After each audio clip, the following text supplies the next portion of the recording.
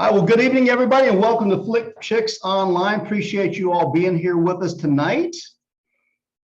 As we get started, I want to introduce our hosts, Amanda Sutherland, Amelia St. Jean, and Kelly Duncan. They're all here with us tonight on the line. They're muted right now, but they'll have a chance to come on here in just a few minutes. I'm your MC, Dustin Griffin, and I really appreciate you being here tonight. We're broadcasting to our Atlanta REIA group, our Tampa group, as well as any members and guests that would like to attend tonight. We appreciate you all being here. Before we get started, I want to tell you about a few brief upcoming events that are this week. You can check out our calendars at atlantarea.com/calendar or tamparea.com/calendar. But tonight, we're going to be talking with Daniela, and I apologize if I mispronounced your last name, Dragas, Daniela Dragas, and Lynn Spencer. And Lynn is going to be talking about the types of properties you should be out there looking for, what you should do once you find a property, where you should go for help, how you should figure whether or not you want to buy it and keep it or fix it and flip it, and maybe do a short-term rental. And Danielle is going to be talking about the funding side of things. This includes what type of funding works for fix and flips versus buy and holds. She's going to be talking about different funding criteria that lenders require and different ways that lenders evaluate your properties. You also heard her say that she may talk about how to find contractors and things like that as well. So they're going to be talking about some industry tips and tricks when it comes to lending and finding and funding properties. So we're glad to have you two ladies here tonight. And Kelly will introduce you in just a little bit. So I did want to remind everybody that we do have our Tampa REIA meeting coming up this Thursday. We did change our venue. It is no longer at the DoubleTree over in Rocky Point. It is now the DoubleTree West Shore. It's right next to Charlie's Steakhouse. It's the DoubleTree West Shore at 4500 West Cypress Street in Tampa. And our speaker this month is my good friend, attorney Al Nicoletti. He's going to be talking about the silver tsunami and how to crush Florida probate deals. So he is a probate attorney. So if you've ever come across probate deals and didn't know what to do with them, how to buy a house that's in probate, where the owners have passed away, he's going to tell you all about that. And he will actually help you do the deal as your probate attorney or the probate attorney for the estate. So you don't want to miss this. It's been a little over a year since he's been with us. I think it was back in the tail end of 2020. So we're glad to have him back and share his tips and tricks with you as well. You can attend this meeting in person by going to the DoubleTree Hotel in West Shore. There's a link on the screen, trea.us/RSVP. There's also a link if you want to attend online only. And the link is trea.us/online. A lot of our Atlanta REIA members do attend online. But I do want to warn the folks from Atlanta, Al is a Florida probate attorney. He does not practice in Georgia, but he does practice in Florida if you do any deals down here. And a lot of the stuff he will teach you is applicable to Georgia as well. He just can't represent you, but you will learn a lot. We always do. So tune in for that this Thursday from 6 to 9 p.m. And then next Monday, a week from today, my good friend Mike Trawank is going to be our guest speaker at Atlanta REIA. It meets at the DoubleTree Hotel on Holcomb Bridge Road in Roswell, Georgia, just north of the perimeter. And it's from 6 to 9 p.m. And Mike's going to be talking about the good, the bad, and the ugly of real estate investing. He has been a real estate investor for over 26 years. We call him the godfather of wholesaling. He was wholesaling houses before we called it wholesaling. And he's going to be talking about the different ups and downs of his real estate investing career. He's gone through several market cycles. And currently, he's doing a lot of new construction. So we'll come and find out what Mike's doing and how you can maybe duplicate his success. He is a multi-millionaire real estate investor. He's been doing it a long time. He's always got a lot of good information to share with you. And he's local to the Atlanta market. So he's the real deal. We hope you will come out and join us. This Atlanta REIA meeting is only in person only. There's not an online component to it like there is Tampa, at least not yet. So we encourage you to come out live. You can sign up at RSVP at area.us/RSVP. So that's all the events I want to cover tonight. For more of the events we have coming up throughout the month, just check out atlantarea.com/calendar or tamparea.com/calendar. If you are interested in becoming a membership, excuse me, If you are interested in becoming a member, we have 2 membership packages available, one for Atlanta, one for Tampa. You can go to aria.us/silver or tria.us/silver. Those are short links that will take you to where you can join our RIA group for $150 a year. And if you have a significant other, they can join for $50 extra. So it's $150 a year, $50 for the second person. Good to get you into all of our meetings at no charge and get you discounts on all of the workshops we do. I don't have a screen for it yet because I haven't received any information for Don. But later this month, Don DeRosa is going to be doing a 1 or 2 day event. I'm not quite sure yet because I haven't received the information from him on marketing, how to generate leads for your real estate investing business, whether it's for lenders, for buyers, for sellers, just attracting leads of any kind. So check that out. Stay tuned for more information coming up soon. But if you join in the month of February, you'll be able to attend that event at no charge once it's announced. It's usually the third Saturday of the month. So stay tuned for more information. If you join in the month of February, Atlanta or Tampa, you can attend online at no charge. If he does do it in person, you can attend in person at no charge. But he always broadcasts them live on Zoom. So you'll at least be able to attend online for sure.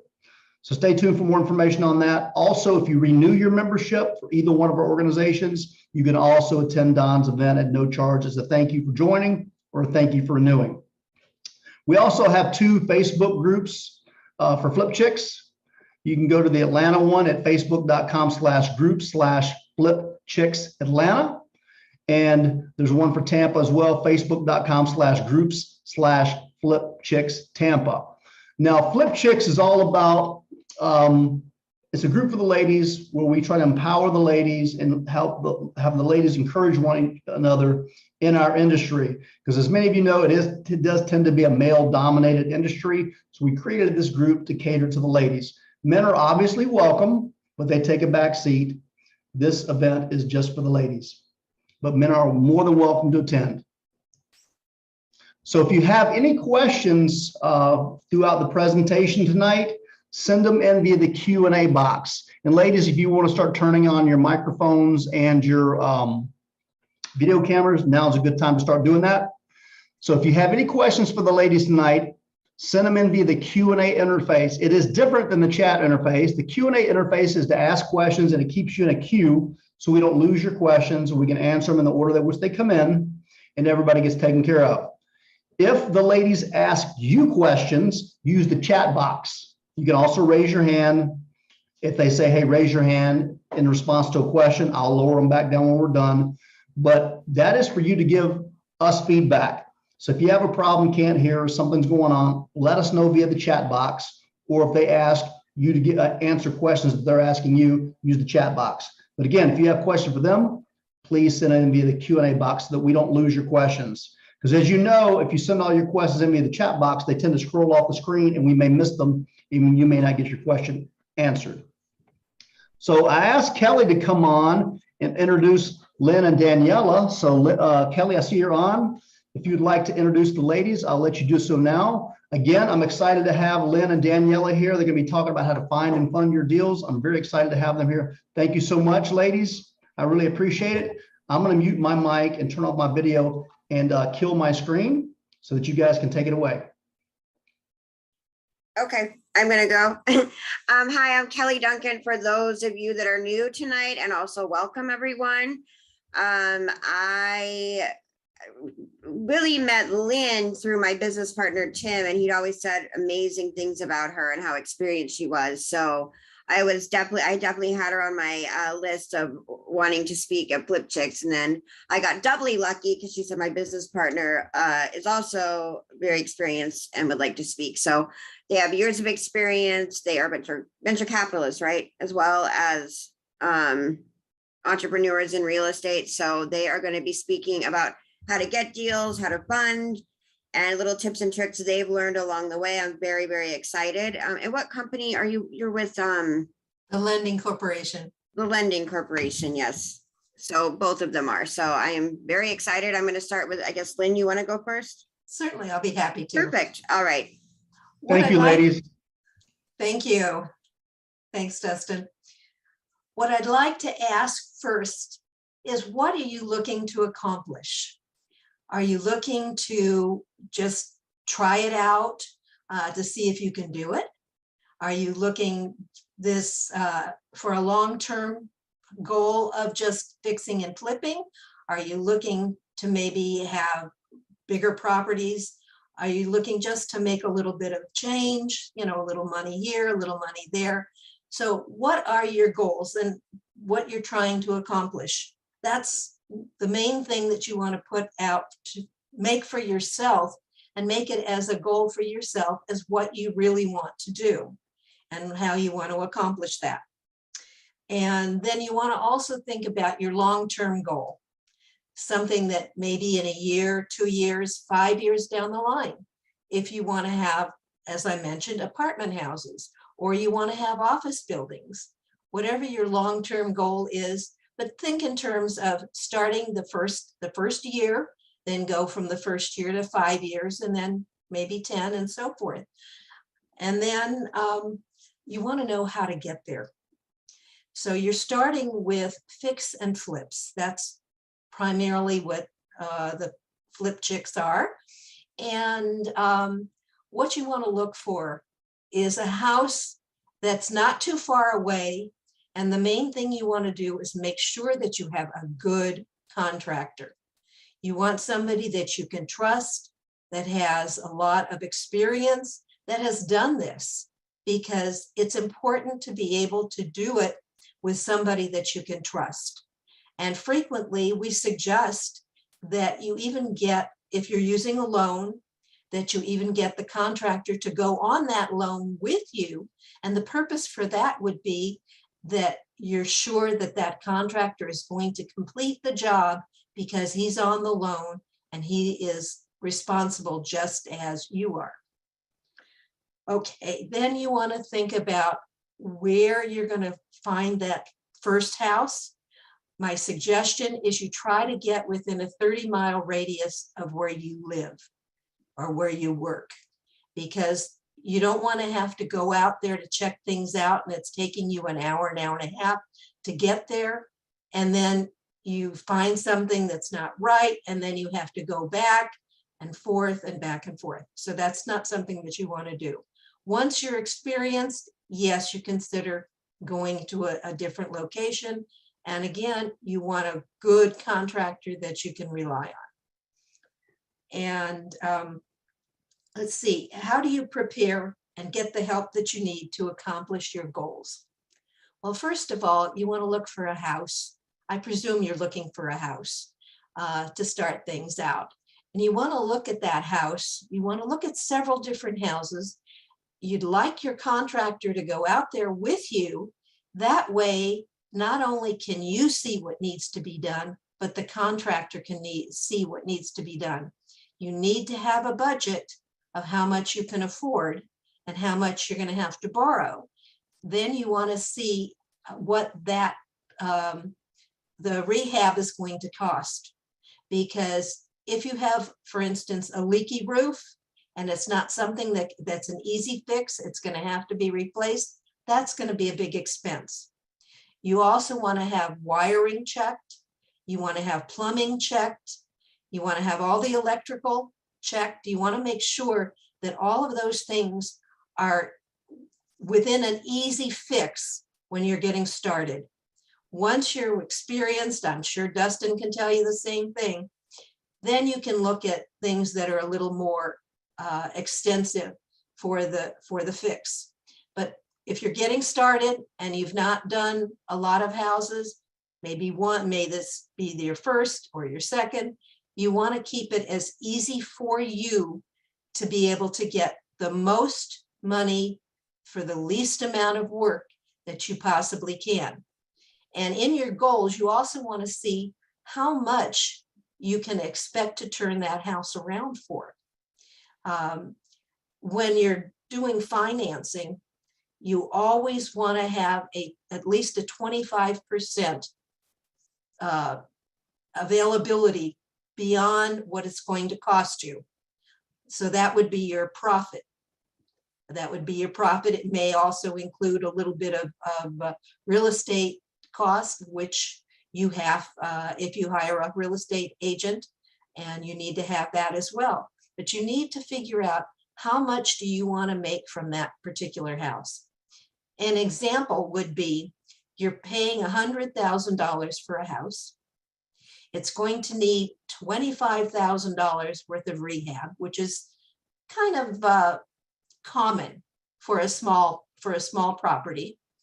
But you want to make sure that that $125,000 is no more than 75% of what that house is going to sell for.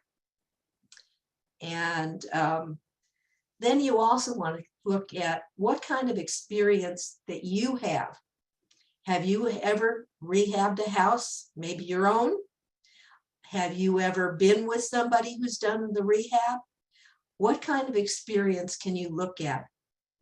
Combining yours as well as your friends, relatives, and of course your contractor. That's the most important. So then what should you look for? Well, as I mentioned, if you're just getting started, you don't want to go really expensive. You don't want to look at a $500,000 house that's going to sell for $1 million once you put $250,000 into it, because it's not realistic and it may not sell immediately. You want something that's going to sell quickly. You want something that's going to be in an area that has high demand. You want it to be easy for you to sell, easy for you to be able to show it, or for the agent that you hire to be able to show it. And then what your next steps are. What I'd like to do now is ask for questions. So if anybody has any questions about what I've already explained, I'd like to be able to open it and see if I can help you. So if you have any questions, be sure to send them in via the Q&A interface. I don't think it's working. I tried to go on there and it just says no open questions and there was no box to type. That just means none have come in yet. Oh, So but if we I have- was trying to type a question. Maybe I'm an idiot. I don't know. Sorry. Well, that may be because you're a panelist. Okay. But the audience can definitely ask questions as we go. If you have any, please ask. Gotcha. Yep, Rachel, Okay. it is working. Thank you, Rachel Harris. So Rachel just tested it. It's just definitely working. So if you have any questions as we go, just send them in. And once we get some, I will feed those back to you. Okay. And Kelly, you can too.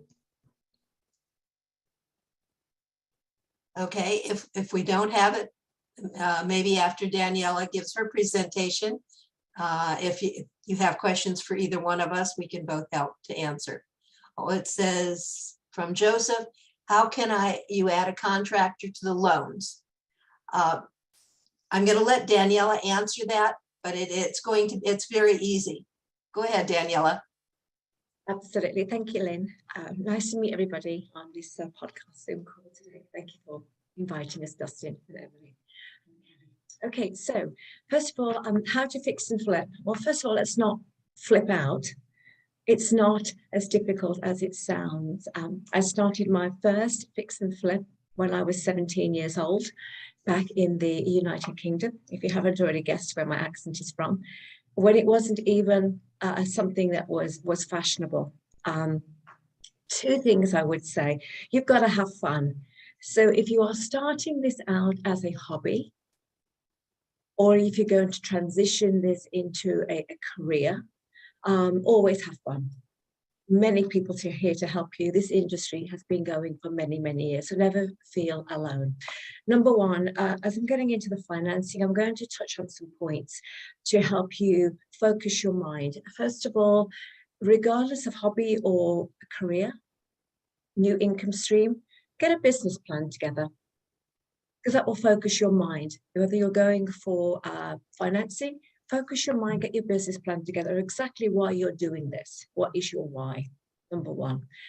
Mission statement. If you write things down, they seem to materialize and you really can focus in putting your goals into action.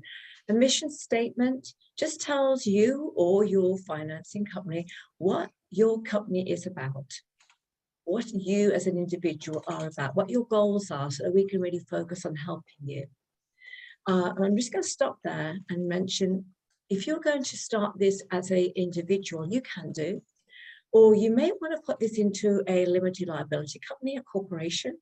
Obviously speak to your CPA or your tax advisors while you create an LLC. A lot of that is for protection, particularly when you're working in single LLCs. That if the case has any liabilities, that does not trickle back to you as the individual because you are protected inside that veil of an LLC. Okay. I'll continue on with that, putting in an executive summary. When I see projects, and I've been doing this now for 36 years in finance, please don't presume that we've got time to read everything that you've given me as a lender, as an underwriter. Please give me an overview. Let me see what your vision is. Give me a blueprint. It doesn't have to be wordy, short, sharp, succinct, and then I can understand your vision. And then I will ask questions before I dig into all the other material that you need to send to me as the lender. Please get together an executive summary, including if you're going with business partners, if you've never done this before, and I'll touch on that momentarily, whether you have a contractor, who is in your team? And that goes back to my bullet point of, are you doing this as an individual? Or are you bringing in experienced business partners, maybe just for this one project? What are you looking at? You're building a team of trusted service providers and contractors, or are you going to do this as a sole provider and find the contractors one by one?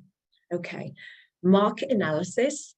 Well, yeah, make sure when you get to a lender, you've got market analysis, and that sounds like a very fanciful word. It just means you've gone out there and you've understood where you're buying, what asset you're buying, why are you buying it, and that's where you need to tap into your trusted partnerships with your real estate agents, with your wholesaling partners, because they've got the experience out there. You don't need to go this alone. Treat this like a football team. Many players, everybody wears different hats.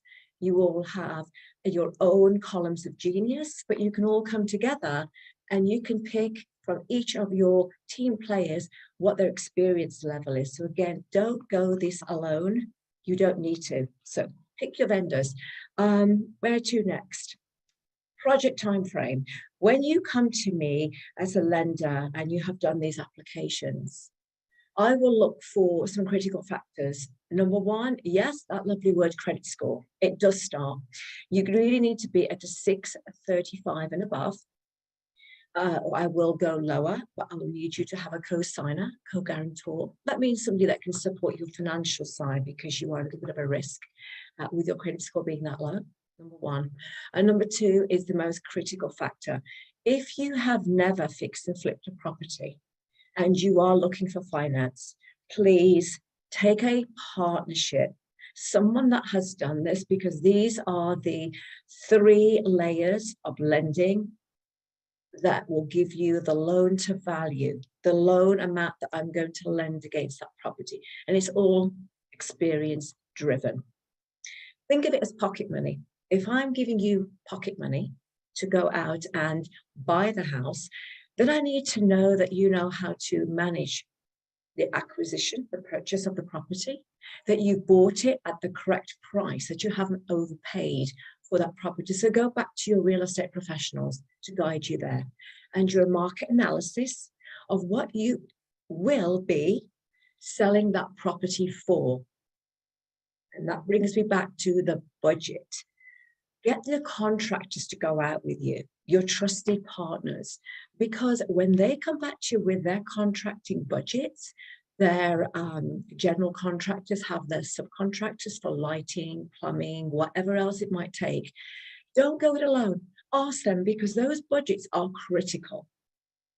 Critical because when I go to lend, I will lend you that money, and I do not want to see you coming short with the rehab funds that you need. So that is a very critical component of the budgets that you need to go to your vendors, the experienced people in your team. Okay, continuing on, back to the level of experience.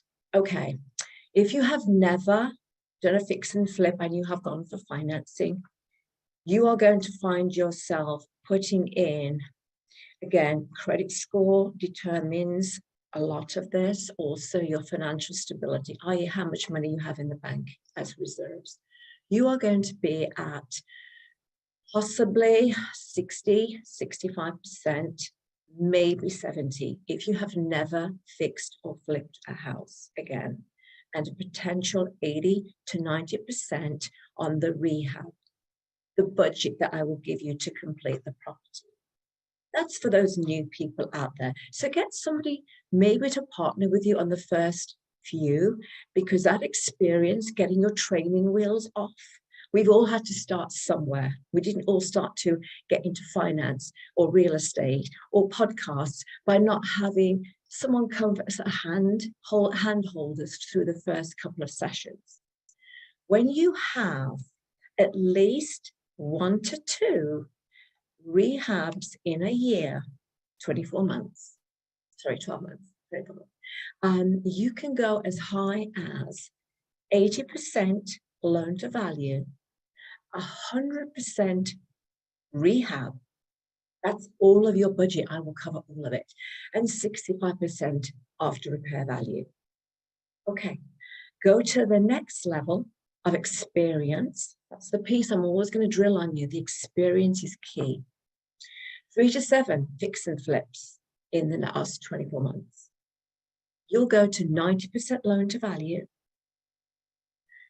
90% of the rehab, and 70% of the after repair value. Okay, last level, the top level. I will definitely go 8 to 14 rehabs in 24 months, 90% loan to value, 90% rehab, and 75% of the after repair value.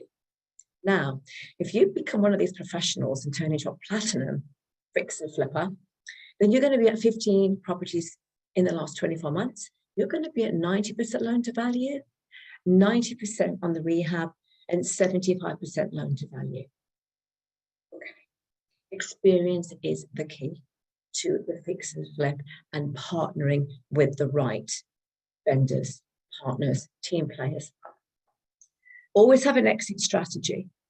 Always make sure when you're budgeting that you do have at least a 25% cushion, because there are the inevitable potential delays, the inevitable potential budgets that you may pull out the kitchen and there's something behind there that none of you could have envisaged. It could be mold, it could be dry rot. Make sure you have a slush fund. If it's not your funds, make sure it's in the budget so that we know that you have some potential for that little bit of risk in there. Now, time frame, very critical. I do not wish to be calling you saying this loan is due in 6 months, 12 months, 18 months. You need to work with your contractors to work at exactly what the real timing is. Do you have the labor shortages? Do you have the materials?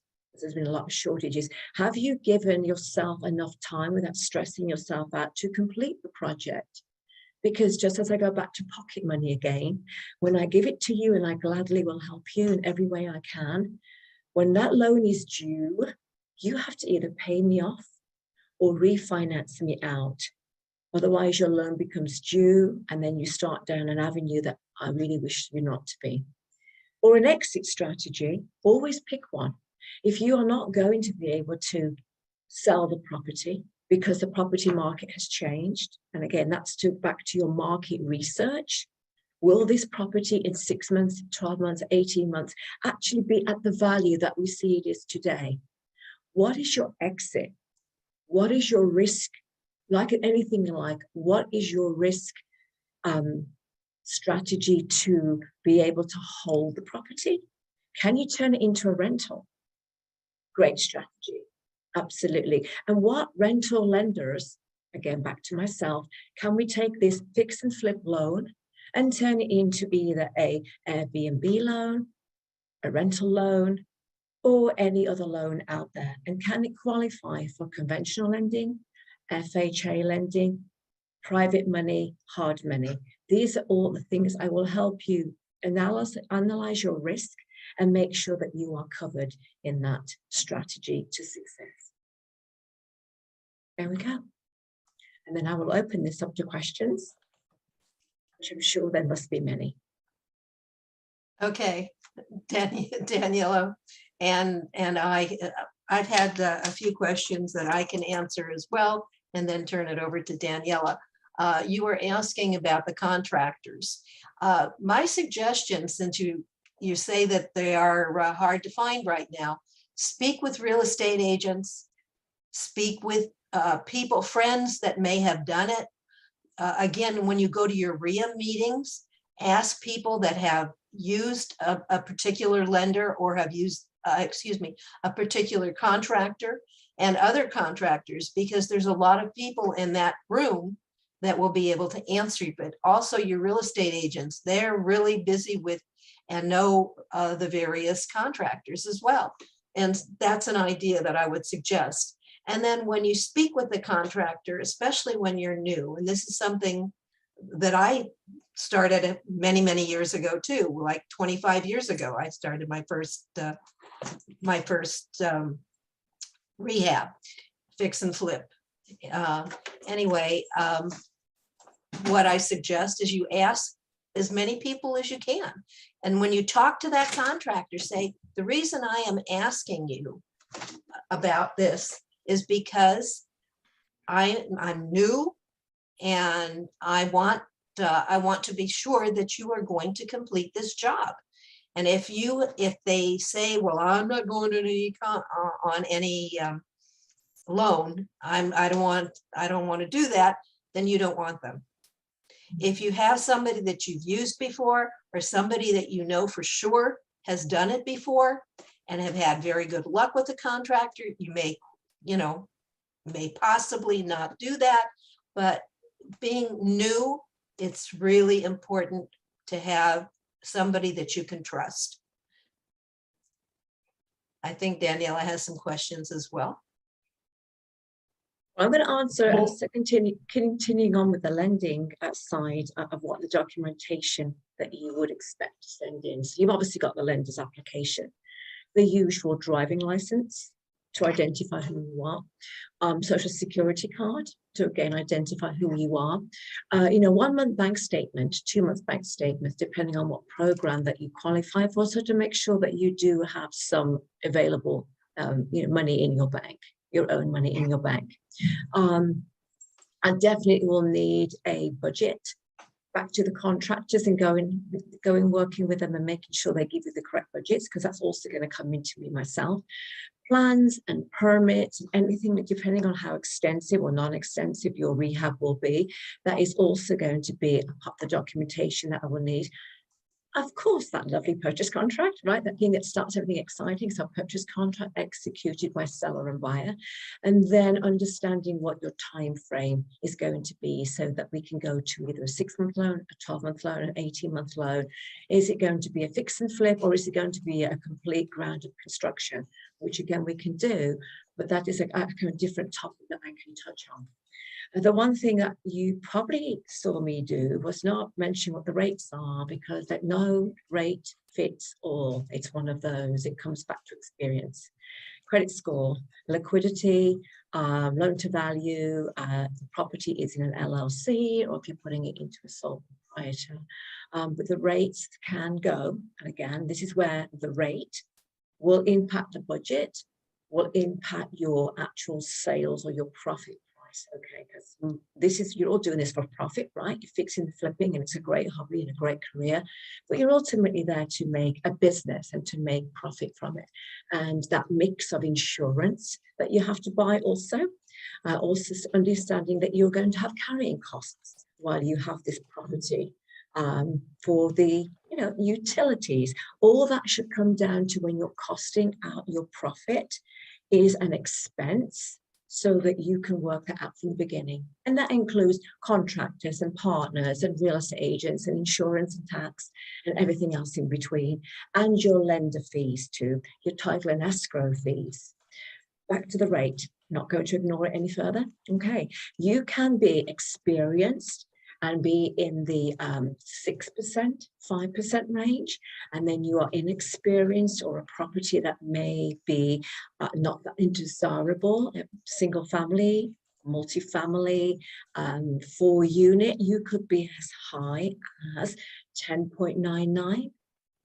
And so you should factor all of these pieces in there when you are looking to budget, sell for a profit, and know that all these costs, again, are going to give you your strategy, your beginning strategy of what I'm doing, or if I'm going to hold it or fix and flip it, starts from, again, those lovely numbers. You'll all be bankers by the end of your first rehab.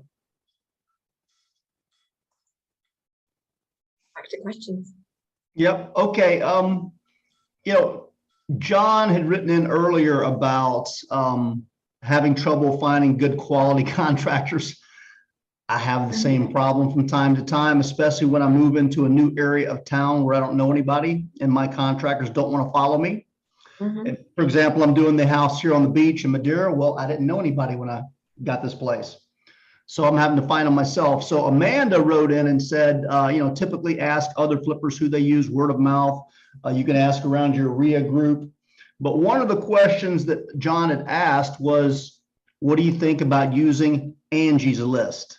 Do you two or any of our ladies have any feedback on using Angie's List specifically? Well, the one thing about Angie's List is they stand behind their contractors. And I would, if you haven't been able to find a contractor that has been recommended by somebody in RIA, a real estate agent that you trust, then I would go to Angie's List. But first I would check with people that I know, because that's the most important way to get a contractor that is trustworthy and that does the job. I got another question about somebody with a contractor has questionable credit. I'd ask to see that credit report. If they tell you that they have questionable credit, then, or their credit is not great, you want to know why. Is it because they had a bankruptcy 5 years ago? Is it because they haven't paid on their credit cards? You want to know why, because you want somebody that's safe. And if they're going to have to go on the loan as well, they have to have decent credit or they cannot go on that loan. So let's talk about that for a minute, because you're giving us some information that I haven't heard before. First question is, why would a contractor want to be on your loan to begin with? I didn't catch that when you first started talking about it, but I did get some questions on the side. Why would a contractor ever be part of your loan? Okay, that's a good question. It's not every single loan, because there's multiple loan programs, because there's no one fits all loan program, whether it's your credit score, if you remember that, your financial ability. If you are going to start working with a contractor and you may have him on the loan, you don't need him on there, you don't. But it is nice if you can. And again, it's between you, will he or won't he, because he's responsible. The lender sees that. Think of it from a risk perspective. The contractor's done many of these and he has a good license, and that's the guy that's on the loan, and you are going to have maybe a profit share, because I don't know how you're paying him. That gives the lender you've got a great team player that knows what he's doing and he's going to be there every day. Not saying that lenders disappear, but they get busy. He's going to be responsible because he's got a vested interest. So yes, you don't have to have them on there, but if you can and you work out whatever you do in your business strategy, it is a benefit, but it is not a requirement. Right. So that particular contractor is not just a contractor, he's a partner in the deal. In that one, it's how you work it out. Are you going to have him on there and benefit from his experience and you pay him more? Or do you share in the profit? And that's between yourselves. But it's a good idea, but not required. We've obviously heard of putting partners on the loan with you, but not contractors specifically. But that contractor in your example is your partner. Because we tell a lot of folks when you're just getting started in fix and flips, you don't want to bite off more than you can chew. And if you do want to do a major rehab, you need an experienced partner for sure. For sure. And that's the example of where they may be a partner on the loan you're putting up possibly the money, maybe they're co-signing or being on there with you, but they're also bringing the experience, which get you a better rate. Better rate, better loan to value, better rehab budget. So yes, there are benefits of that. And again, please don't think you have to do that. But if you are really new at this, or you want to expand a little bit and out of your realm, that's the conversation. That's your back to what I said about giving your business plan, but I'm giving you tools of how to get there if you're not experienced, or if you are, but it's there. So you don't need to. It'd be nice. And then we were still talking about Matt's question about Angie's List. One thing I know about Angie's List is you will tend to pay people on Angie's List retail price for their services versus what we're used to getting, deeper discounts on our labor because we're investors. So Angie's List, from my experience, tends to be more for retail homeowners who own their home and are, used to paying more. Us, on the other hand, we're looking for better deals. So I was going to contrast Angie's List with Craigslist. You guys have any feedback on Craigslist before I tell you my opinion? Okay, well, I'm going to touch on both of them. I'd say talk to your title and your lender. We've been working with them, so we know which ones are good because we've had the experience. So, we can have our own list. Right. Also, talk to your real estate agent. They will know which ones did and did not show up, didn't come under budget. So yes, not just those lists. And I have nothing against any of them. I don't have any major experience, so I can't say yes or no to either. But I'm going to go back to go to your partners, your lenders, your title companies, your escrow, your real estate agents. And your RIA. Yes, and a RIA, of course. Yep. So do you guys have any specific feedback on Craigslist? I've never used them. No. All right, well, I'll tell you mine. And Amanda, Amelia, and Kelly, you guys can chime in too if you have any feedback. But Craigslist is kind of like the opposite of Angie's List.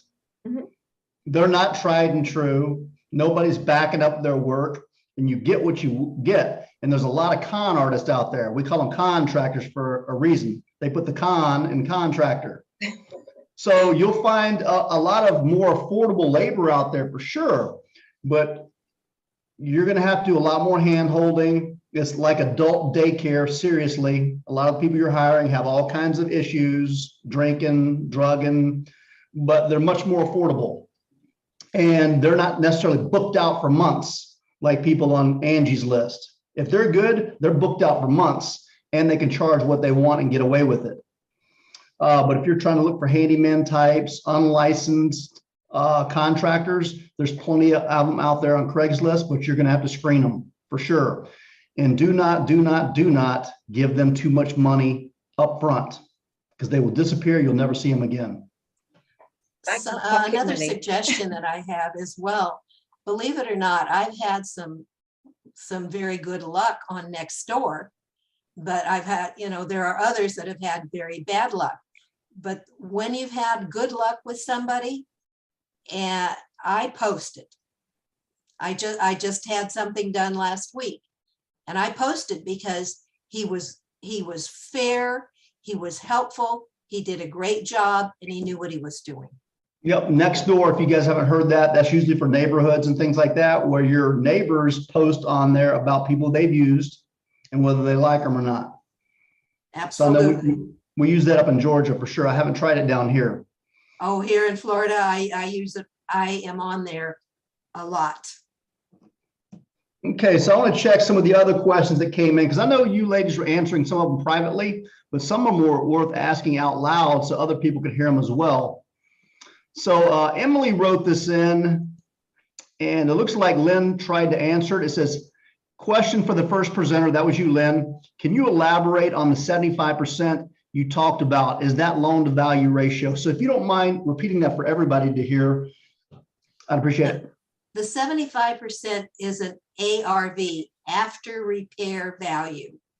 So if you paid, I'll use the $100,000, and you put $25,000 into that house, you want to know that when you go to that 125 does not exceed 75%.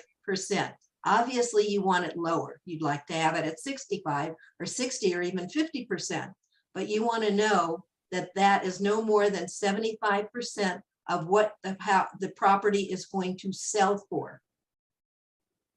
So that's Okay. your after repair value, the ARV. And if you're new, if you don't know what after repair value means, that's what the property is worth, fixed up and in ready to sell condition. So after repair value means different things to different investors. A $20,000 rehab and a $50,000 rehab is two different things when it comes to after repair value. The more money you put into it, theoretically, the more money it's worth, unless you over rehab it.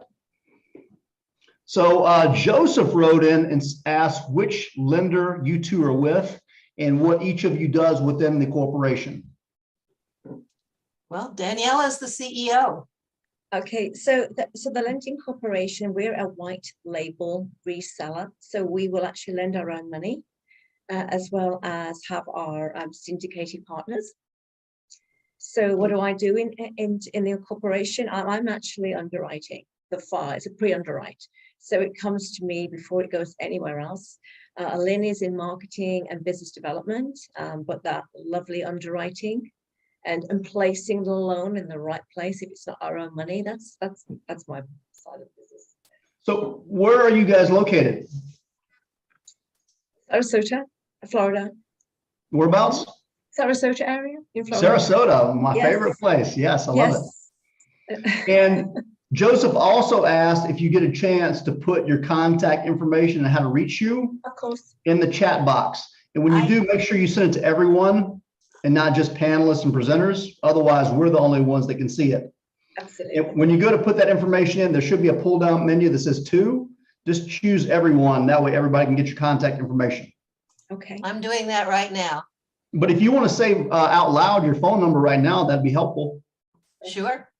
My phone number is 941-922-6762. And the name of the company is the Lending Corporation. And if you're trying to email us, email me, it's L Spencer, SPENCER at the Lending Corporation, all spelled out, .com. I will type it in. And we also have a website, www.thelendingcorporation.com. All right, so let's see the other questions that came in. Chrissy asked the question that I did earlier about why you would have a contractor on the loan, and you explained because they could be a partner in that circumstance. So thank you for that. Sure. Chrissy also mentioned, she just gave some feedback that, like what I said, that Angie's List tends to be full of bigger contractors that are more expensive. They have they have warehouses, they have crews, they have the big billboards. They cost more. Craigslist is exact opposite.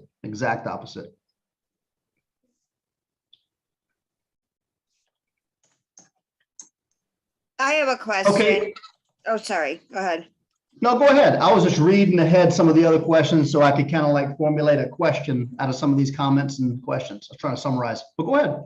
Okay, thank you. So Lynn and Daniela, I've just noticed because, it's very expensive to get flips done. So a lot of my investors are switching to rentals, and the real hot thing right now is Airbnb. So I'm just wondering Yes. if you guys both could maybe address like properties you look for that are good Airbnbs, and then also the funding structure difference with that versus a quick hard money Great loan. question. Fix and flip. Great question. I'm glad you asked that. Yeah, I did see it going down the question, so let me answer that one. So on an Airbnb, it's a specific program for Airbnbs, completely separate to all the other commercial. So you are looking at 75% loan to value.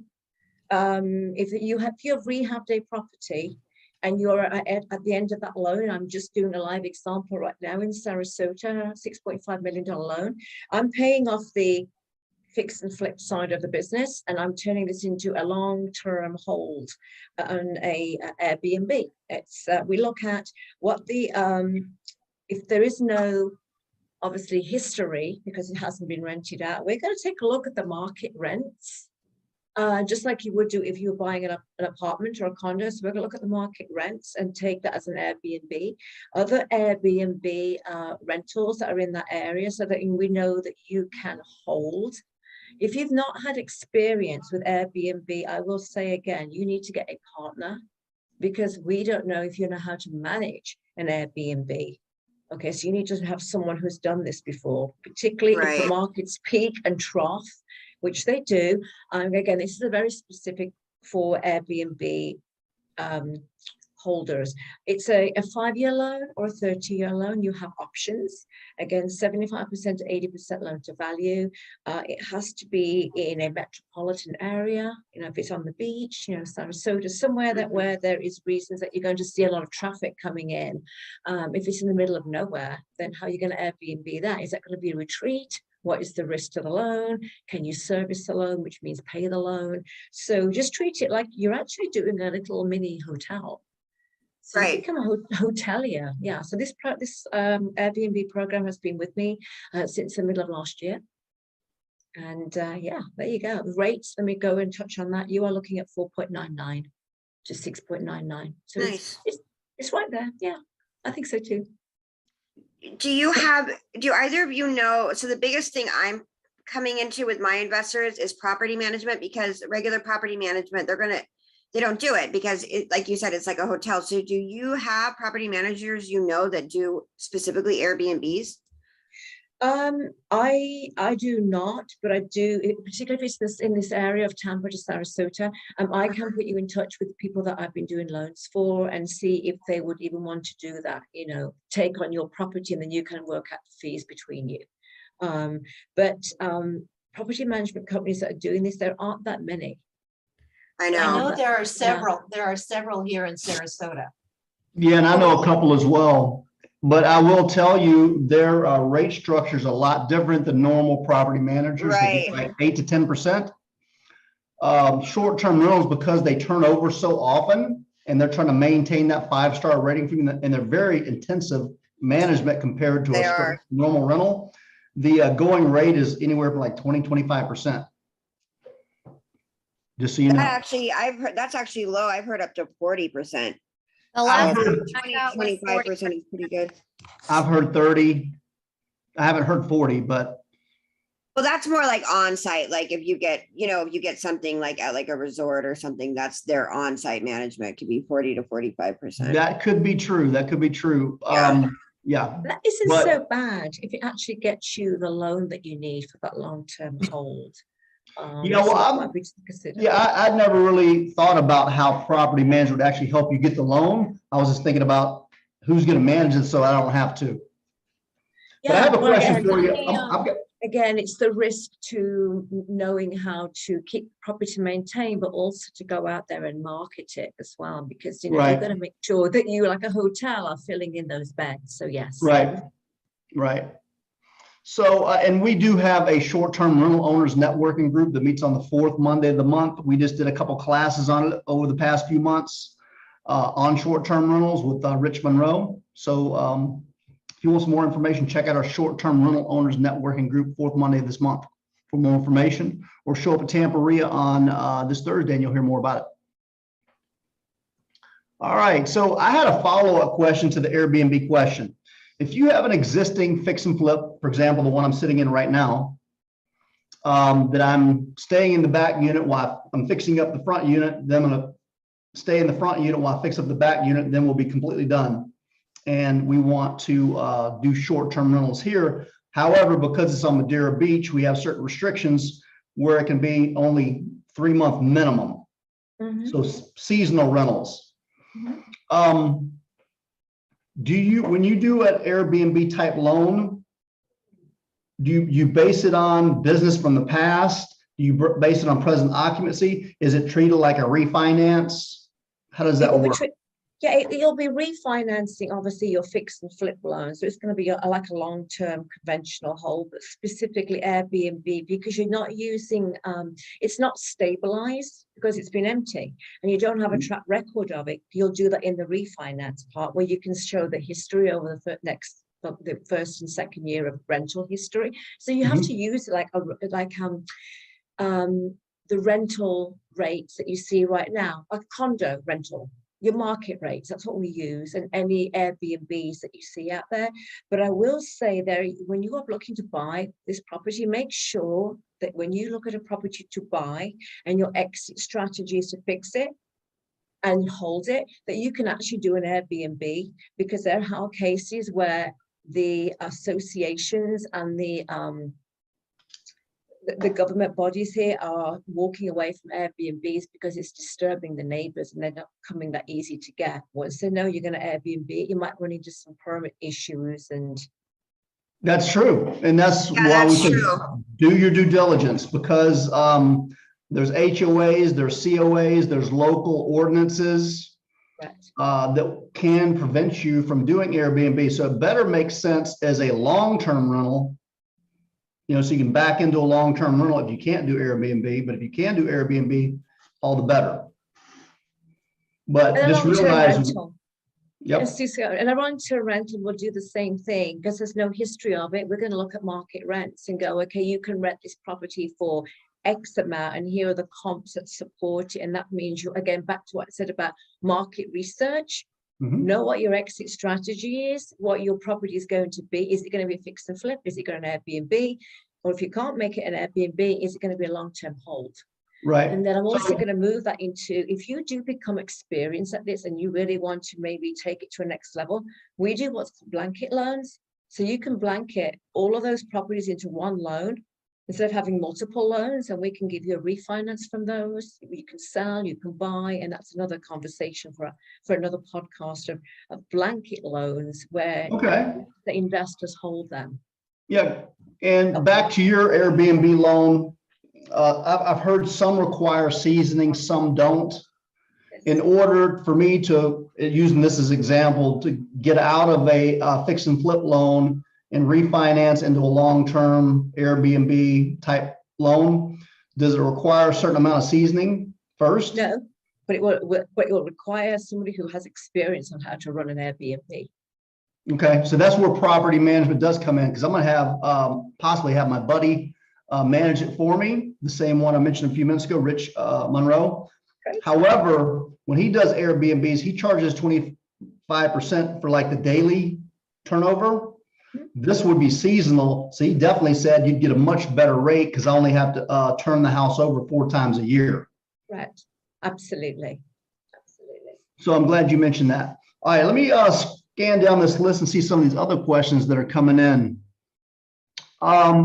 John asked, what is the preferred business structure for private lender deals? Now, he said private lender deals. He may need to clarify that, because normally when we talk about private lenders, we mean non-professional lenders. Like a friend of mine loans me money to buy this place. They're not a professional lender, they're a private lender. So John, I'm not sure. Well, we also have private lenders Yeah, that loan hard money and some fix and flip money. Right. And those, we can use private lenders for those. Yeah, sometimes depending on who you ask, private lenders mean a professional lender who's lending their own money versus a truly private lender that's somebody we know that's lending us their money. They're not professionals at all. They're not in the lending Correct. business. Exactly. So I think what he's really asking is, what is my preferred business structure to fix and flip? I guess that's what he's asking, or possibly to buy and hold. What do you guys think? He's asking what business structure should he have set up for his business in order to go out and borrow private funds? Does he need to be a LLC? okay, a great. S-corp, Right. C Okay, corp? got it. Yes, absolutely. Okay, now I understand. Okay, so when you're going into the private money world, you're going into the rates of 9, 10, 12, 15, because it's private. And when you go that direction, there's obviously a reason for that. You either want speed to close, you don't want your credit pulled, you do not have the financial wherewithal to be able to go down any other loans. So private money lending really is private money. So again, does that meet the strategy, the exit strategy of what the cost will be? Because private money lenders have points, 2, 4, 6, depending on what it is, loan to values, 60, 65, maybe 70, depending on where the property is and what the property purpose would be. Private money, there are those private money lenders, and I said, Lynn and I have them, the ones that we have are 60, 65, maybe 70. They don't look at credit score. So if your credit score is not in the 630 range, 620, that might be a way to go for you to achieve your end goal. It could be a 1-year loan or a 2-year loan.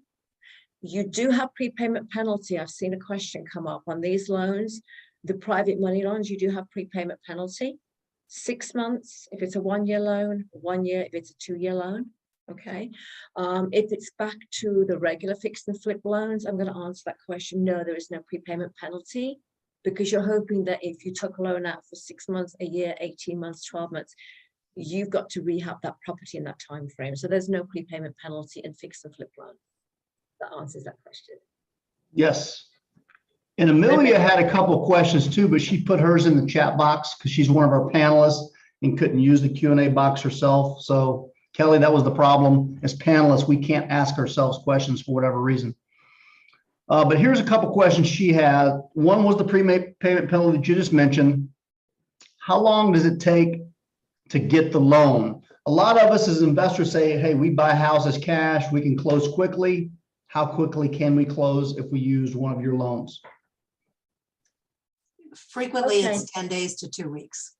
Yes, definitely. And if you start to get a credit line, or that you start to have an experience with this, you're going to be basically have all those documentation in, right? And I'm going to touch on that. If your credit score drops for some reason below the 635, I will consider you because you've got experience. You know, we have a history together, which goes on to the question that you said, when we're looking to close, you are looking about 2 weeks, 14 days. You do need a pre-approval. I'm answering that question as well. Everybody out there in this market needs to be pre-approved so that your real estate agent has a great opportunity for getting you that house. But yes, you are at 2 weeks, 10 days if you really need it. And if you're one of our past clients and we have all your paperwork, you will have an automatic, almost credit line to make you much quicker to go to market to close. So yes. Take it. Very good. And how do you determine how do you verify the value of the property for your customers? Do you do a BPO or do you do a full-blown appraisal? Again, back to what program, experience level of the client. We can go BPO or we can go appraisal, depending on what the rehab is, how extensive it is, experience level, credit score, all those things I talked about, because every loan has a different pathway. And what we've always preached is that we're actually one of your team members. There's no loan that fits everybody, but we'll work together to say, hey, this is what we can do if we go this direction.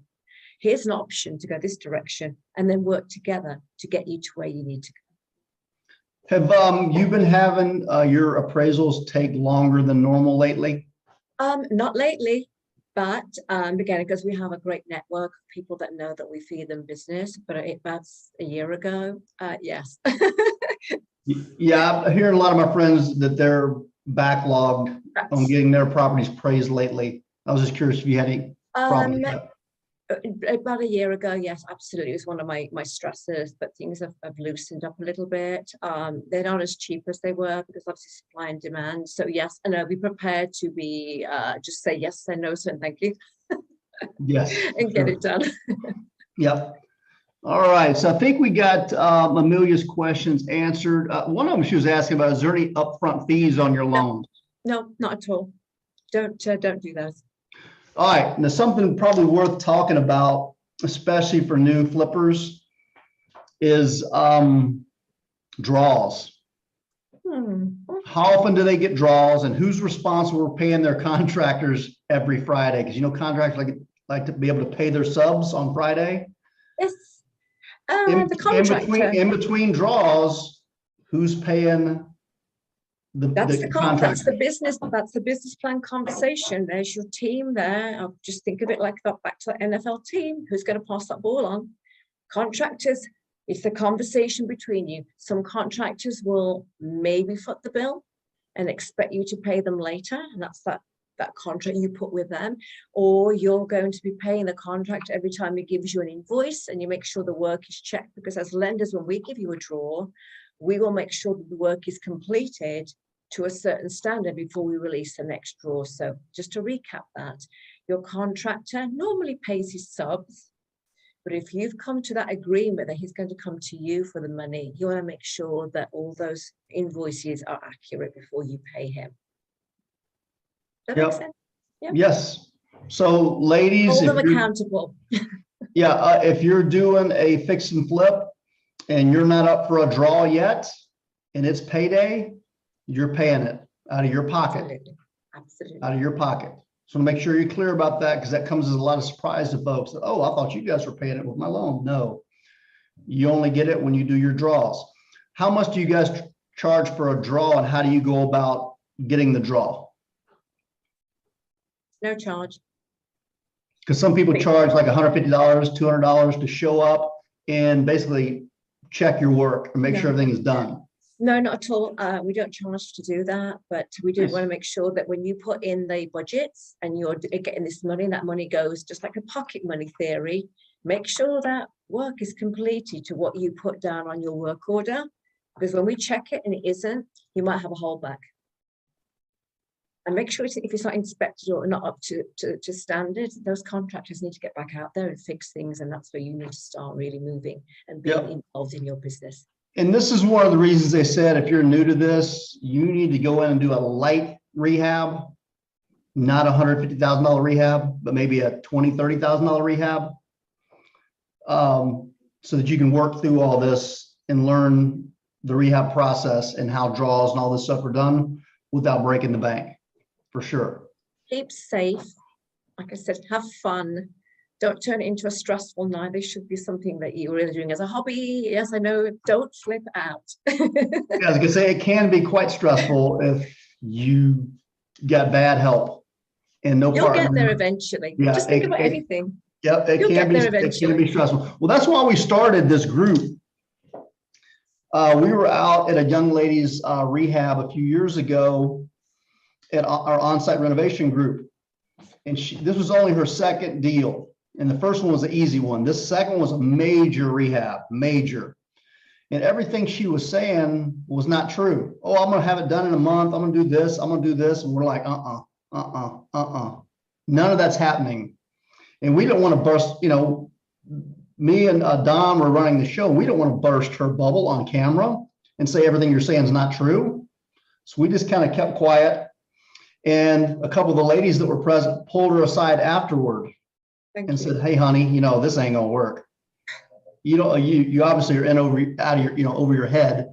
And that's why we started this group, so that ladies could support each other and not have people like myself try to mansplain things to them, because we didn't want to do that. We wanted to create a group where the ladies can empower each other and support each other. And Amanda, who's on tonight, is a flipper here in the area and has been doing it quite successfully for a number of years. Lovely. Yep. Fantastic, Amanda. Yeah, so that's why we started this group, because there's so much misinformation out there. Contractors do tend to take advantage of ladies if the ladies don't know what they're doing. And that's why I said a lot of this comes with experience. As you get more and more experience and learn how to stand up to these guys and tell them like it is, you'll get a lot further for sure. And the ladies tend to be a little bit more detail orientated in their paperwork, Yes, true, for sure. which I appreciate highly. Yep. All right, let's check. To the men. We've had some more questions come in. Let's see. What are your thoughts? We were talking about short-term rentals a minute ago. Karen wrote in and said, what are your thoughts on midterm rentals? And that's kind of what I was talking about. Seasonal rentals, 3 months at a time, 6 months at a time. Especially, she said, for executive people, executives and nurses, traveling nurses, which is what I plan on catering to. Executives that are moving to town and haven't found a house yet. Traveling nurses that come here for 3 months at a time, because this place is going to be fully furnished, just like an Airbnb. All they can do is bring their luggage. What do you think about those types of rentals versus the weekly rentals? Again, it wonderful. goes back to the business plan that I talked about earlier. What's your business plan? And what's your exit strategy? I think that's brilliant. Yeah, I do too. Because, down here in Florida, when they had to shut down the Airbnbs for a few months during COVID, a lot of them stayed open who were catering to essential workers. They didn't get shut down at all. So keep that in mind. Yes. All right, John wrote in, I think that's what we were just answering, John, about the draws. How does the advance work when advancing funds for the rehab? How much can be advanced at once? Are there any inspections? You mentioned that there's no charge for the draws, but do you guys send somebody out to inspect their work, or do they simply send in photos? How does that work? No, do you want to go ahead, Lynn? No, go ahead. Oh, so sorry. Okay, so again, depending on the location and if it's the inspector can go out there in a timely manner, we'd like to do a BPO inspection. If we can, we'll go out there and take a look. But again, if it's an extensive project or if it's a light rehab, each one is different. But mainly, we will go out there and take a look, unless it's a time limited project. All right, we've got 3 unanswered questions. One was pretty specific. That's from Matt. He said, has anybody worked with Wayne Northwestern Contractors? I have not. Never heard of them. Never heard of them. Me neither. So sorry about that, Matt. Sorry. That was a little too specific. Joy wrote in and said, what is a VPO? It's not VPO, it's BPO, Broker's Price Opinion. You want to tell them about that role briefly?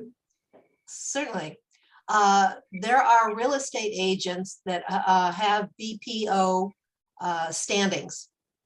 And frequently you can go and ask them. And then, or there are others that just use a real estate agent and take the various comps. But BPO, they usually have a BPO standing, and frequently it's in a real estate office.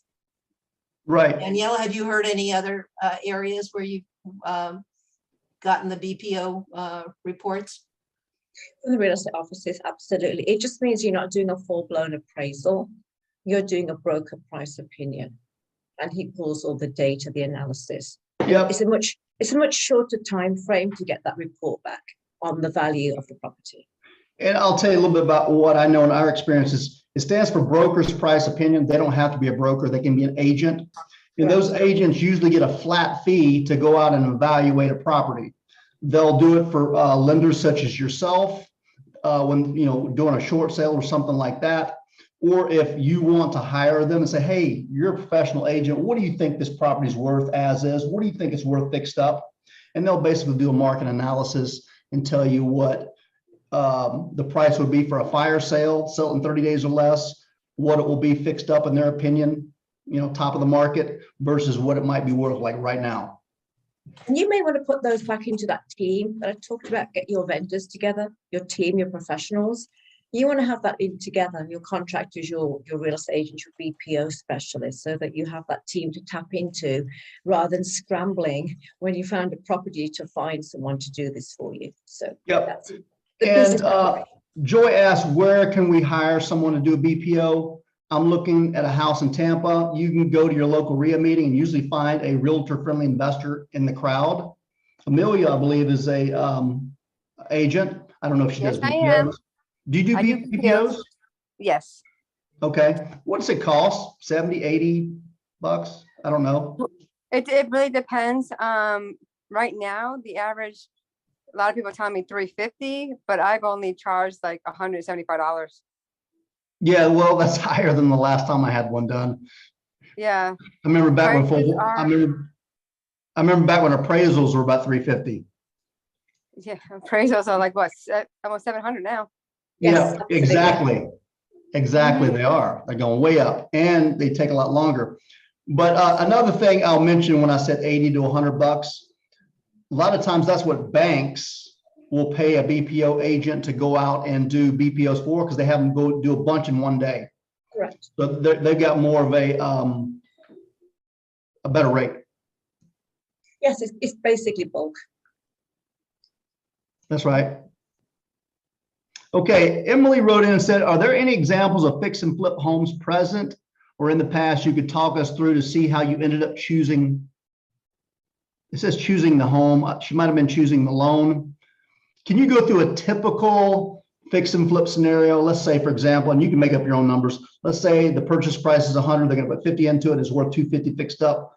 what they would need to bring to the table, credit score, down payment, things like that. Just a typical little example to help them get their head around this, the numbers. Right, yeah, sure, it goes back to the experience level. So I'm going to say that somebody who's had, let's go for the, you know, the lowest step on the fix and flip ladder.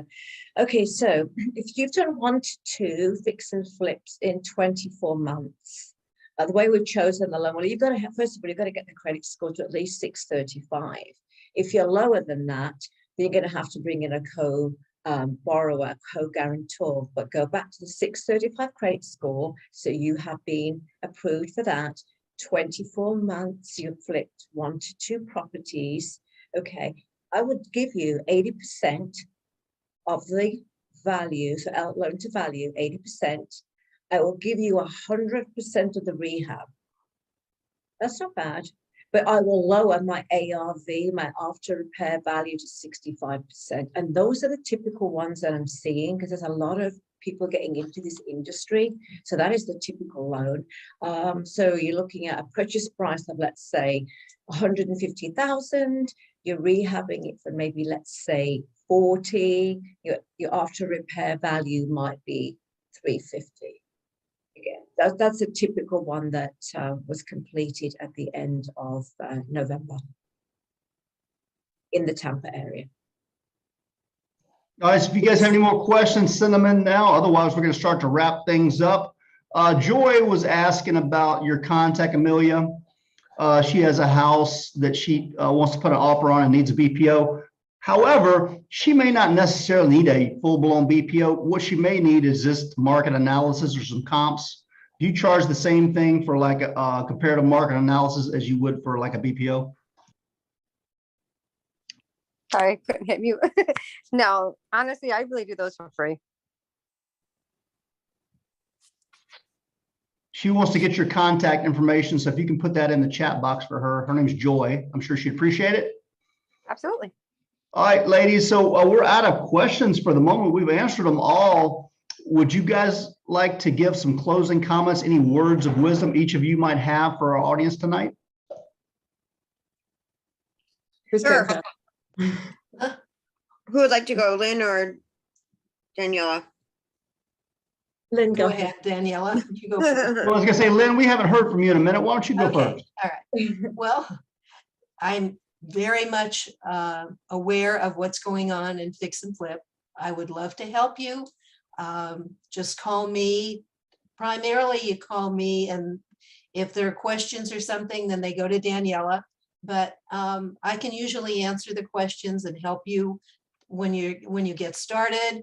And somebody asked about what an experienced flipper might pay, and that's 6%.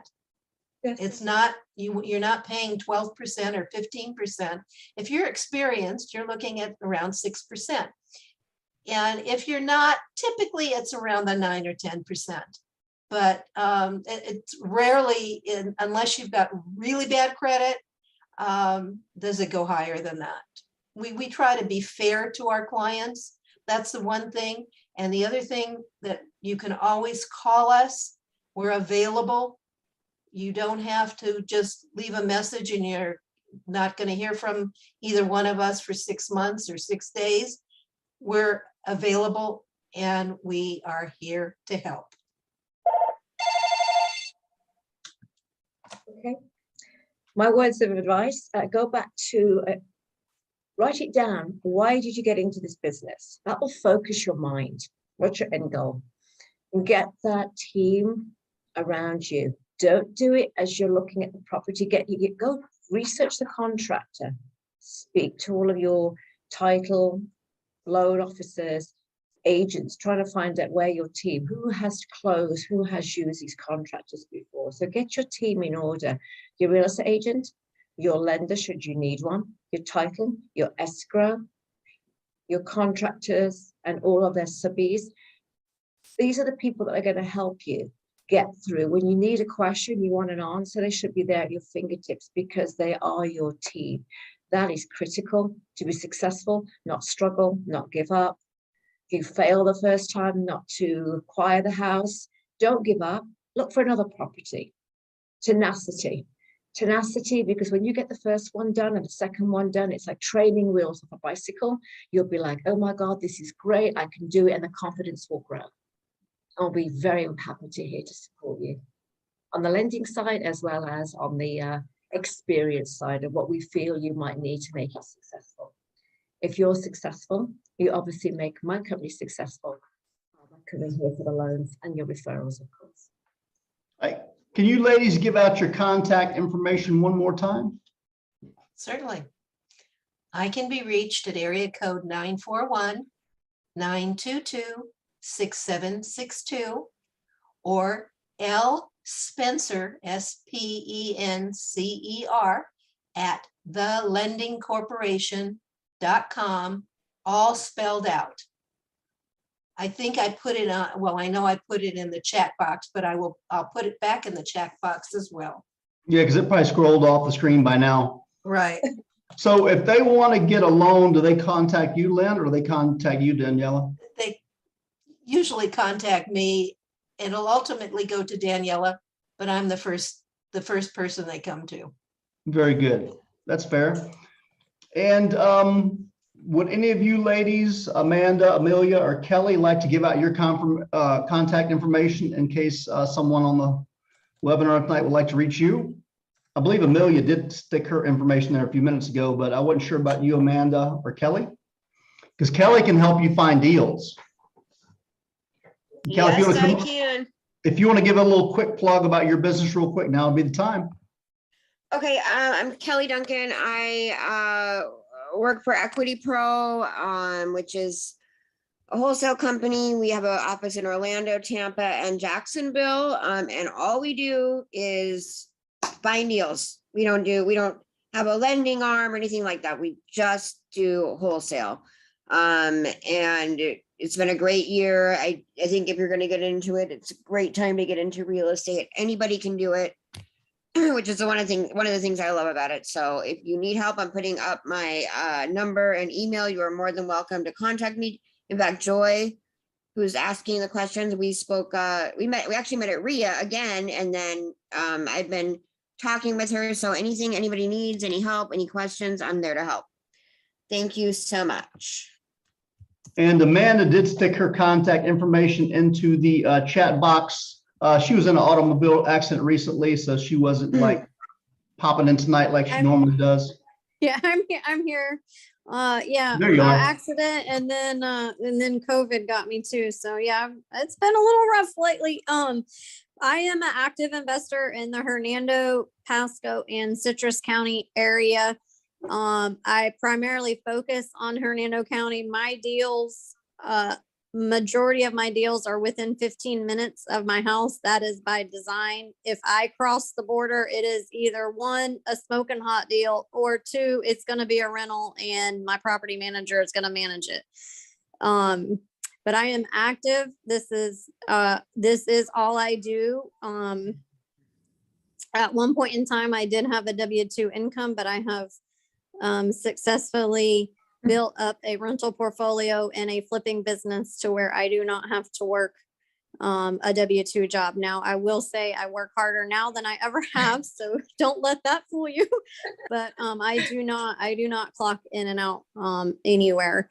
But I also run the Hernando County RIA up here, and I'm always happy to help fellow investors, new investors, especially the ladies. I help guys all the time too. So don't worry about that. But I do have a passion. I had started in 2014 and I had a lot of people kind of take me under their wings. So it's my way of giving back to the community. But I can help you. Kelly will help you find the deals. I'll help you take them down as far as if you want to try creative financing, negotiating, or using one of the lenders. These ladies here, I gotta say, I have not used or worked with the panel ladies, but I'm gonna say I've been around a while, and what I've heard, their rates are way better than what I've seen. And typically when you have a lender situation where it's an institutional or a company type thing, they charge outrageous for draws, inspections, and it's a very, your profits can disappear quickly. But I am really pleased to see that this is probably a great opportunity for a newbie or even a seasoned investor, because they have fair rates. And I will also say this, and I say this to a lot of people that are getting started in real estate: use your lender as a second, third, fourth set of eyes. If your lender says, hey, this is really not a good deal, they've been around a lot longer than you have. And if your lender says it's not a good deal, it's probably something you may not want to take down, or you may want to just wholesale dump real quick or get out of that contract, because that's a huge red flag. If the lender won't lend on it, that's another layer of mitigating risk.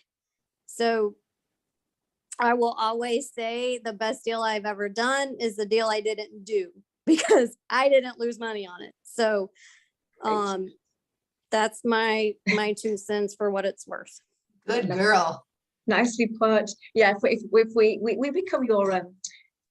we become your counselors, your team members. If I don't like a deal, I'm going to tell you straight. Because I don't want you going there and not closing and having a bad experience, and then you're put off. But again, that's all back to managing risk. And yeah, just have fun. And Daniela, tell these ladies why not all lenders are created equal, where some will do those bad deals.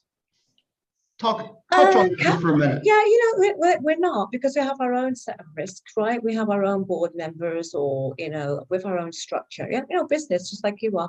I do have a lender, a private money lender that does some interesting deals. But it's the risk.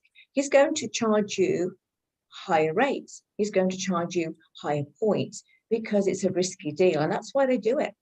It's profit, but they'll also do it with a margin. So let's say they'll only give you 60% or 50%, because they have their own exit strategy. So remember, they're not in it to be your friend. They're not your business partner. It's a business. But yes, and I love the way you're nodding your head. But I say, do they do the risky deals? Like cannabis, things like that, because they have an exit. And they know they have a loan to value, and their exit, just like my exit, when I look at a deal, is how I'm going to get out of this in case you guys don't perform. So that's the reason why. Exit strategy will still make a profit, charging you high fees and points. Of course, if you want to bring a risky deal in, we'll go with you toe to toe, but it'll not be pretty. Because some lenders will set new investors up to fail, knowing that they're going to get that property back. Yeah, that's true. That is true, Dustin. And that's why you have to be very careful, very, very careful about who you're trusting to be on your team, so to speak, or giving you advice. Really use word of mouth and use folks that other people have used, or whatever. It's a scary world out there if you go it alone. So I don't recommend that. Don't go alone. That's what we're here for. That's May I that make team another, again. excuse me. May I make another comment? Is our reputation is important to us. But the thing that is most important is that we have a customer and a client that's not just a client, but somebody that we've helped and we have a relationship with. And that is the most important, because if you're happy, then you're going to want to tell others that you're happy. But if you're not, you're going to spread it a lot further than that. Just and like in our any reputation and is most important, and being fair. It's important to us to be fair. And that's a premise that I've had all my life. Absolutely agree there. It's a short term. Again, it's karma and it's people. It's a short-term goal if you're going to be that kind of type of a lender. That's their agenda. I'd rather that you come back and back and back, and we build your business, because without you guys, we wouldn't be here. So Amelia, do you have any closing remarks before we wrap things up? No, I'm good. Very good. Well, somebody just wrote in and said, when will the recording be available? should be tomorrow or the next 24 to 48 hours. I'll send it out for everybody that registered for the webinar tonight. So I want to thank you all for being here tonight. We really appreciate it. Thank you so much. It was good to meet both of you.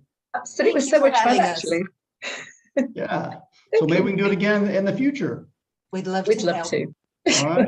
Thank Well, you thank so much. Yeah, thank you. This was great. It was. Thank Thank you, you. Danielle. Thank you, Lynn. Thank you, Amanda. Thank you, Amelia and Kelly. We really appreciate you helping put this together for the ladies. Thank you so much. If you at home enjoyed this, please say so via the chat interface. Give us, a little virtual clap or a good job or something like that. I know the ladies would appreciate it. Very So much. Yes, Thank you thank for you all being a great for showing up audience. tonight. Thank you. Thank you so much for being here with us Thank you. tonight. Good night, everyone, and God Bye. bless. We'll see you at Flip Chicks next month, first Monday of the Perfect. month. Thank you, Dustin. Hi, guys. Thank you. Good night and God bless. Bye. Thank you. Bye-bye.